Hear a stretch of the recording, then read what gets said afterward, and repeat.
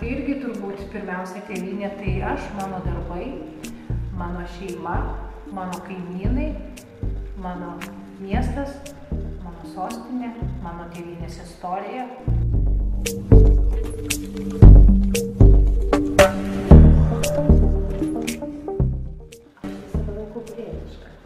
Kodėl? Kaip manote? Kas yra pilietiškas, reiškia, tai yra dalyvavimas savo valstybės gyvenime, taip? Reiškia, teigiamą prasme dalyvavimas. Tai aš manau, kad aš duodu tą indėlį, kiek būdau jaunąją kartą. Tai dalyvauju, reiškia, čia labai siaurai būtų tuose visokiuose pilietinėse akcijose, renginiuose, minėjimuose. Reiškia, bet žinau, kad tas siauras sąvoka, bet apskritai rinkimus ir pilietiškumas. Aš irgi manau, kad aš pilietiškai ir stengiuosi tokia būti.